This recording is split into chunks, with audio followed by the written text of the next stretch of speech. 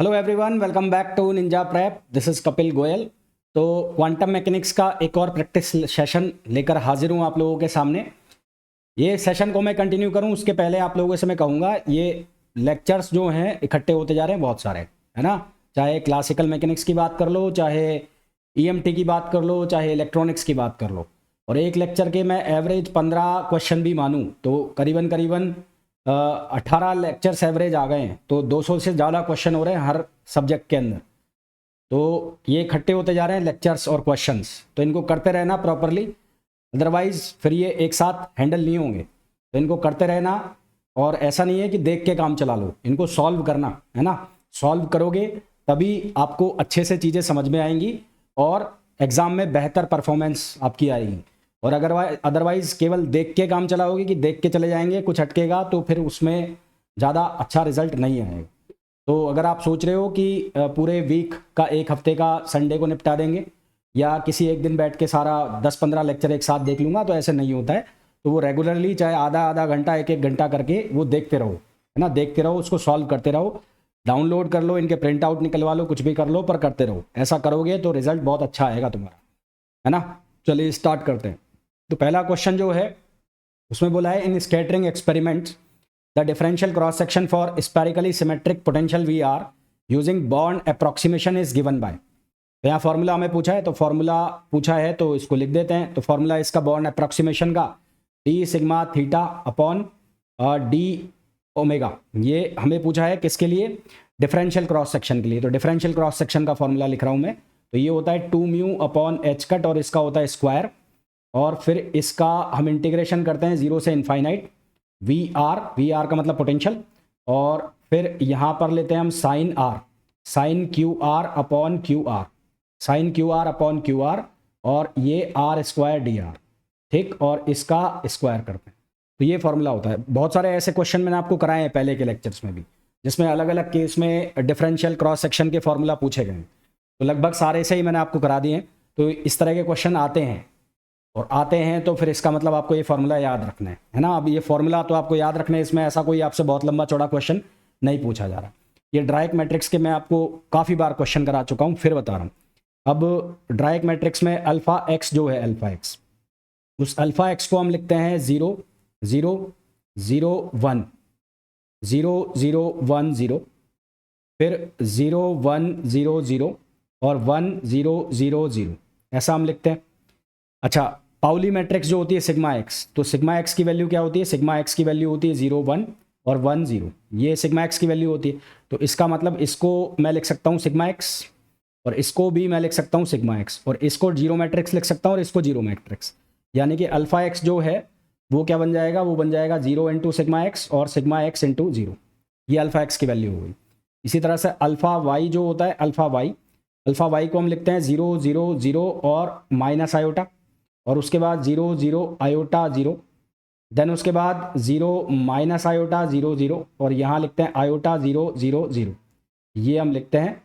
और ये जो वैल्यू है, ये वाली वैल्यू, ये वैल्यू बनेगी पाउली मैट्रिक्स में किसकी, सिग्मा वाई की। इसी तरह से ये भी क्या बन जाएगा, सिग्मा वाई बन जाएगा।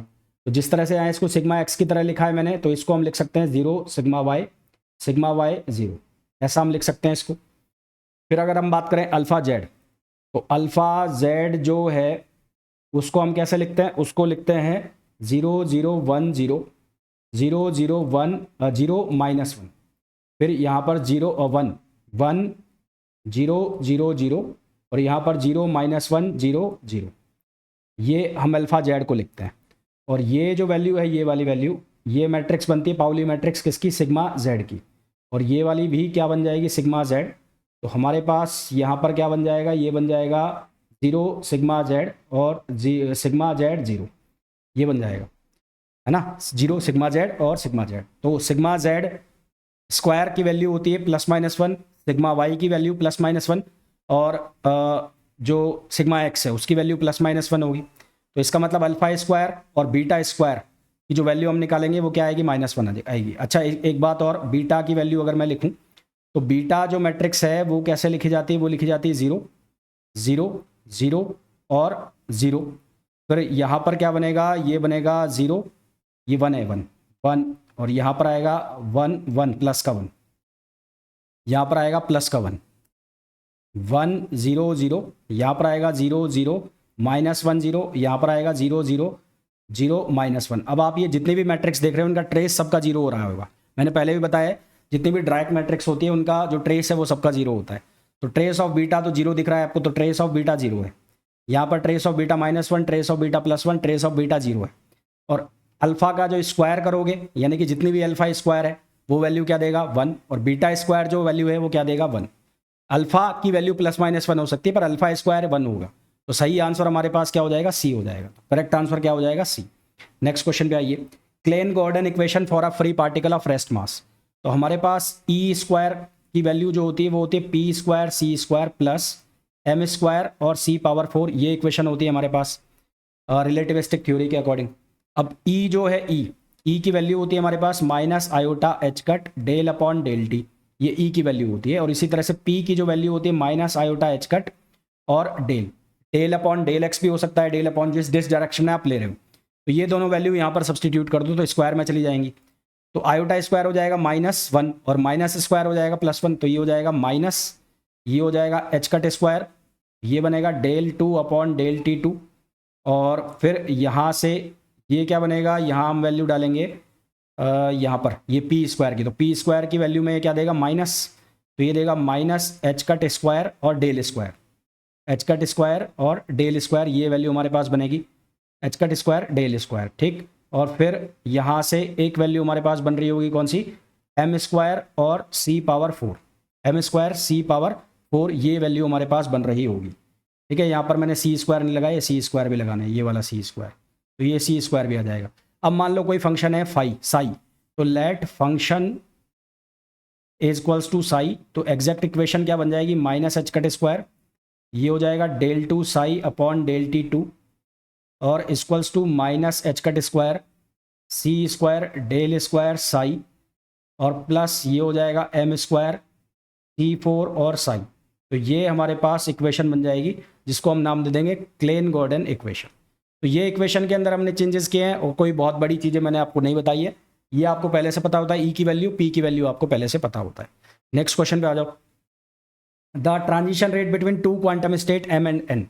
तो दो क्वांटम स्टेट ले लेते हैं, एक ले लेते हैं एम और एक ले लेते हैं एम, और यहाँ से यहाँ इसको ट्रांजिट कर देते हैं। तो लेट सपोज ये है ई एम और ये है ई एन। तो जब ये ट्रांजिशन होगा तो यहाँ पर डिफरेंस आएगा, तो वो डिफरेंस कितना होगा, E M minus E N equals to H cut omega, H cut omega, ये डिफरेंस बनेगा। तो ओमेगा की वैल्यू कितनी आएगी, वो आएगी E M minus E N upon H cut, E M minus E N upon H cut. तो spontaneous emission is proportional to, spontaneous emission को हम कैसे लिखेंगे, तो उसके लिए हम लिखेंगे रेडिएशन, और ये वैल्यू हम किसके बराबर लिखते हैं, ए ओमेगा क्यूब, ए ओमेगा क्यूब, और फिर जहाँ से रेडिएशन हो रहा है तो एम से एन में, तो एम और उसके बाद ये आर और ये एन, और ये इसका क्या लगेगा स्क्वायर, ठीक है। तो ए क्या होता है, ए होता है कांस्टेंट, और ओमेगा की वैल्यू जो मैंने आपको बताई e M minus E N upon H cut. तो हमारे पास आंसर क्या आ जाएगा इसका, ए ऑप्शन आ जाएगा। नेक्स्ट क्वेश्चन पे आ जाओ। नेक्स्ट क्वेश्चन में पूछा है product of uncertainty X and P X for the ground state of one dimensional simple harmonic oscillator.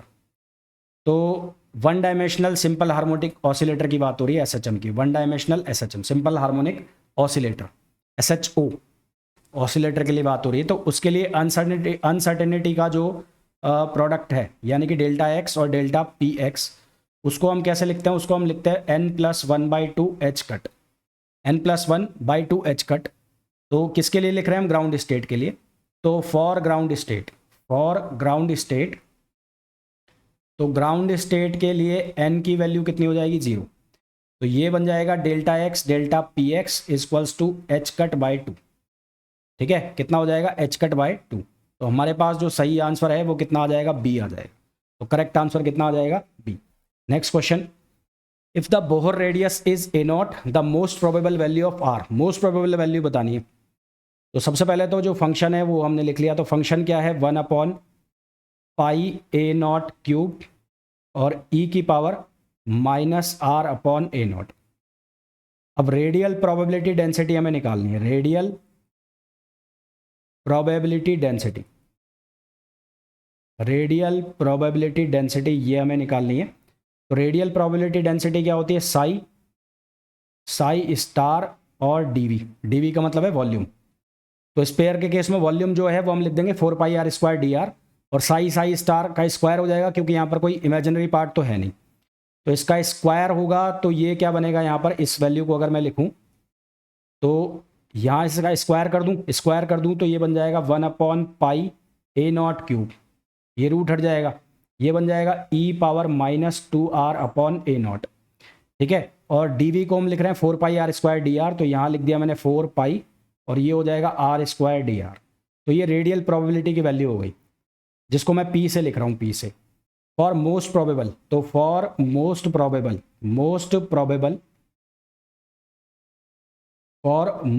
Probable value या स्टेट के लिए हम कंडीशन लगाएंगे कि dp/dr इक्वल्स टू क्या करना है, 0 करना है। तो आपको इसको r के रेस्पेक्ट में डिफरेंशिएट करना है, तो यहाँ से बनेगा r/a0 इक्वल्स टू 1। अब डिफरेंशिएशन मेरे हिसाब से कर लोगे तो r/a0 इक्वल्स टू 1 बनेगा, तो r की वैल्यू कितनी आ जाएगी, a0 आ जाएगी। तो सही आंसर जो हमारे पास है वो कितना आ जाएगा, a0 आ जाएगा। नेक्स्ट क्वेश्चन पे आ जाओ। The total number of energy eigen functions psi nlm r theta phi corresponding to the same energy level En without considering spin according to non relativistic quantum mechanics। तो सबसे पहले without considering spin degeneracy अगर मैं लिखूं तो without considering